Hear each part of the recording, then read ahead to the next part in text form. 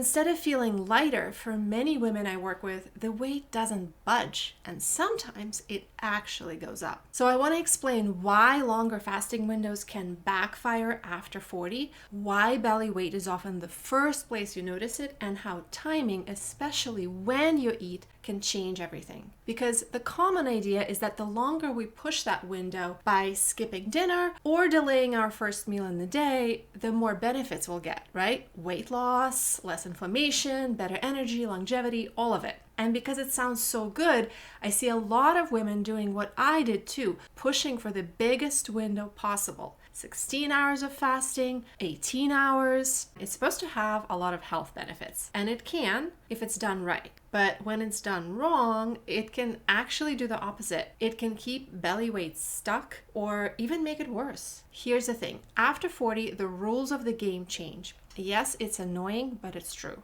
What used to work doesn't always work the same way anymore. That doesn't mean something is wrong with you.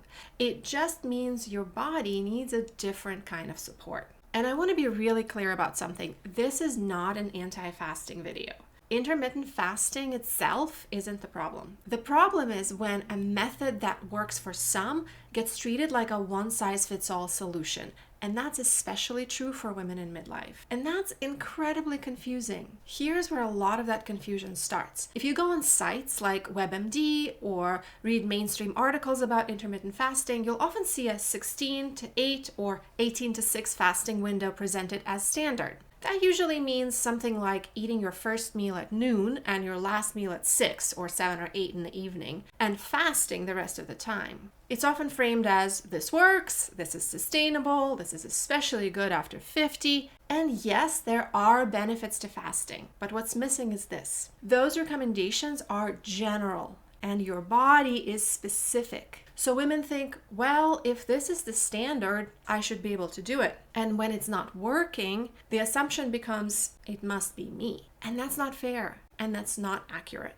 Let me say this clearly. A gentle overnight fast around 12 hours, sometimes 13 or 14, is often very supportive. For example, finishing dinner around 7 if you go to bed at 10, and then having breakfast around 7 or 8 in the morning. No late night snacking, no sugary drinks in between. That kind of rhythm can be very beneficial. The problem in midlife starts when we push past that in a body that's already stressed, underslept, hello 2 a.m. wake-ups, a body that's undernourished and inflamed. And yes, by midlife, we all carry some baseline inflammation. In fact, I made a separate video about that if you want to go deeper. But let me pause on this idea of being undernourished. One of the issues with longer fasting windows is that the recommendation is often to delay the first meal as long as possible. And a lot of women tell me, I'm just not hungry in the morning, so I end up eating 2 meals. But not hungry doesn't always mean well-fueled. In midlife, it often means stress hormones are running the show. Blood sugar has been unstable for a long time, and hunger cues have gone quiet. So because we're missing those hunger cues, we fast longer. We eat less overall, and the body quietly interprets that as stress, and cortisol goes up. So stress is not just emotional, it's physiological. So the body shifts into protection mode when we're not eating enough. That's where belly weight comes in. Belly fat is not random, and it's not just the result of overeating, especially when we enter perimenopause. Belly fat is protective. When the body senses stress from life, hormones, poor sleep, or not enough food, it holds on. And the abdomen is one of the first places it stores energy for safety.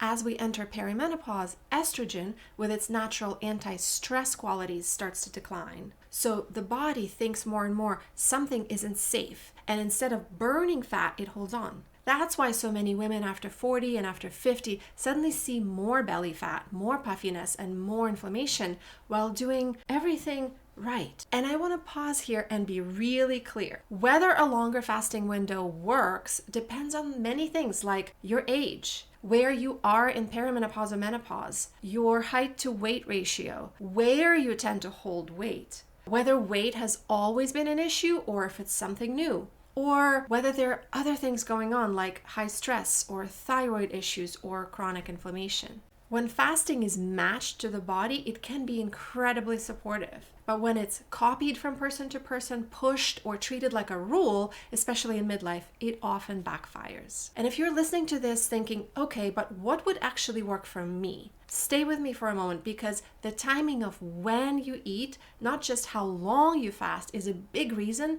this either helps your body or stresses it out. If someone is going to do a moderate fasting window like 14 hours, what often works better in midlife is eating earlier, not later. That means eating within about 60 to 90 minutes of waking and finishing dinner earlier in the evening. Here's why. In the morning, cortisol, your stress hormone, is naturally higher. It's there to wake us up. Insulin sensitivity is better, meaning your body is primed to use fuel. Eating earlier helps buffer the stress hormones instead of forcing the body to create energy through the stress hormones. And in the evening, late eating keeps digestion running when the body actually wants to rest, to repair, to restore. So for many women, fasting more in the evening, not the morning, is far more supportive. And if you're wondering if what we eat is also important, the short answer, of course, is yes. And this is where I will briefly mention protein. Protein earlier in the day helps stabilize blood sugar, it reduces cravings later on, it supports our muscle, and it signals that safety to the body. Protein really does matter more after 40. How much, when, or how early,